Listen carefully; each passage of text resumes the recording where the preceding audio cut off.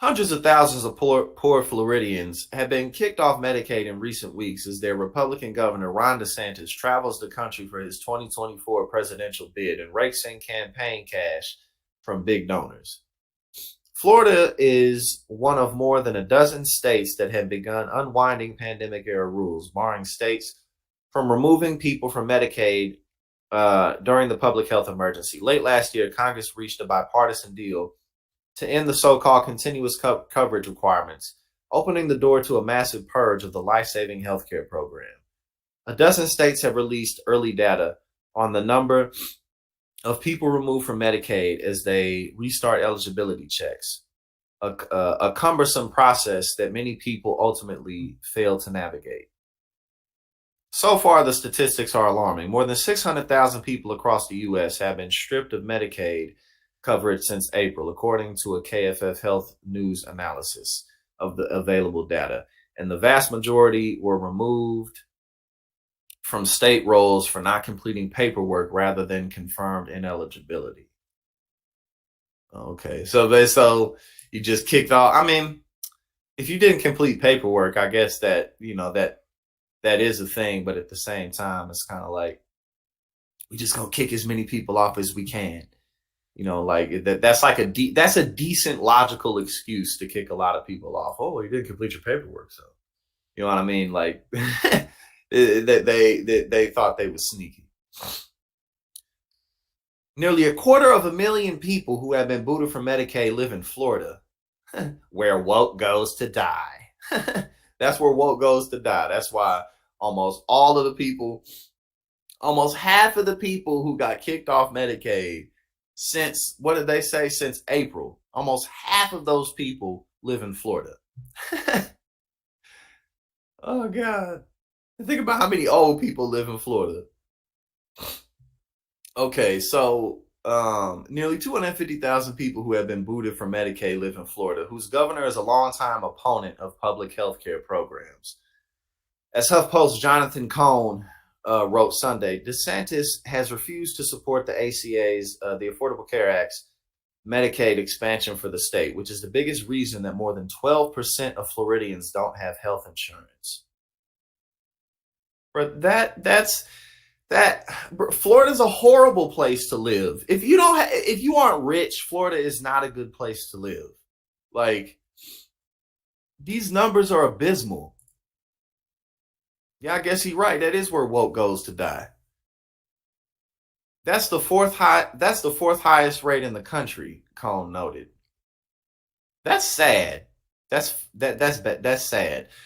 But DeSantis, who has said he wants to make America Florida, appears unmoved by the staggering number of people losing Medicaid in his state as he hits the campaign trail. The governor relied heavily on large contributors to bring in more than $8 million during the first 24 hours of his presidential bid. That's a decent amount of money. Prior to formally launching his 2024 campaign, DeSantis traveled the country in private jets on the dime of rich and sometimes secret donors, and he is currently facing a Federal Election Commission complaint for unlawfully transferring more than $80 million from a state committee to a super PAC supporting his White House bid. Ooh, $80 million.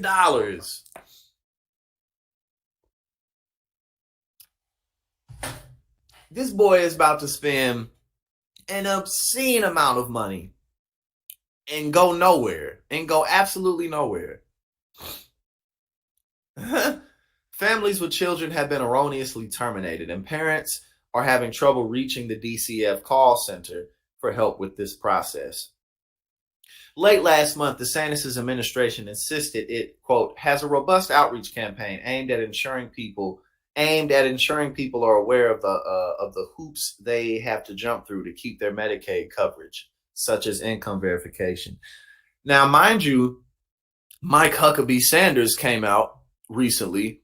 Mike Huckabee Sanders came out recently, and he was like, yo, look, one of the biggest things that Ron DeSantis is going to have to deal with and answer questions about is why are you running? Like, why are you even running? You just won your second term as governor, and now you want another 4 years in another position. That's literally what he said. So stuff like this is absolutely going to go into it. In Florida, a four-person household must make less than $39,900 in annual income to qualify for Medicaid. For four people, God, that is That is poor. That much money for four people for Medicaid, and the cost of living keeps going up. The state's early data indicates that 44% of those who have lost coverage in weeks were removed for procedural reasons like failing to return paperwork on time. 44%. And again, that reflects no real concern for these people. Yeah, paperwork is paperwork, but still, it's like where their calls like, hey, your coverage is about to get terminated. You need to fill this out. You need to fill out X, Y, and Z. We need you to send this in before it's too late. How much emphasis was there really on that? Because people who depend on Medicaid payments probably aren't just going to let them evaporate into thin air if at least they have some type of a warning. So that would be my question: is how much of a warning did these people have? How much time did they have to adjust? The figures have drawn outrage from local advocates who urged DeSantis late last month to pause the Medicaid redetermination process after hearing reports of people losing coverage without receiving any notice from Florida's chronically understaffed Department of Children and Families. Quote, one of these individuals is a 7-year-old boy in remission from leukemia who is now unable to access follow-up and potentially life-saving treatments, a coalition of groups including the Florida Policy Institute and the Florida Health Justice Project, wrote to DeSantis. Families with children have been erroneously terminated, and parents are having trouble reaching the DCF call center for help with this process. Additionally, unclear notices and lack of information on how to appeal contribute to more confusion. Okay, so there's very little assistance within all of the chaos that shouldn't exist, period. But there's very little assistance within it, though.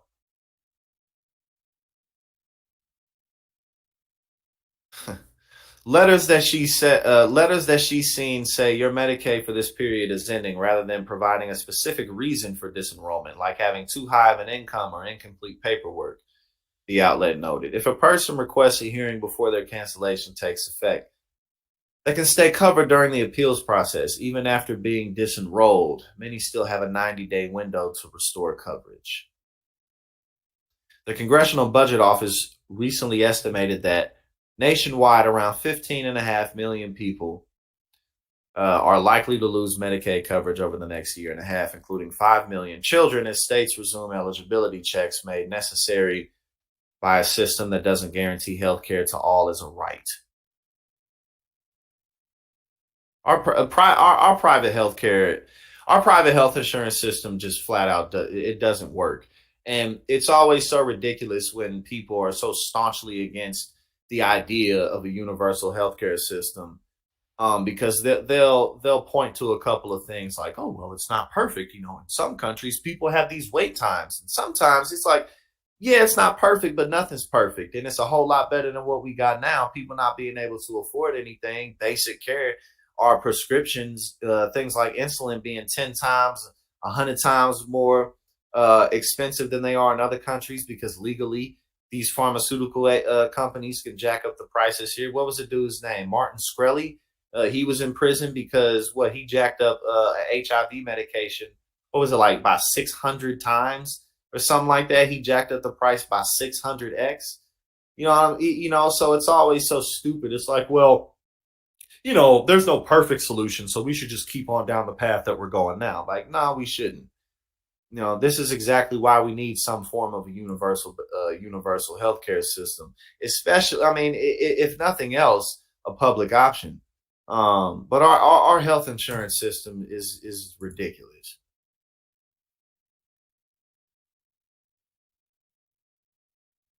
Many people don't realize that they've been disenrolled from Medicaid until they show up at the pharmacy to get their prescription refilled, or they have a doctor's appointment scheduled. Yeah, so there's just the inconvenience, the lack of concern, and the overall focus just being on profit. You know what I mean?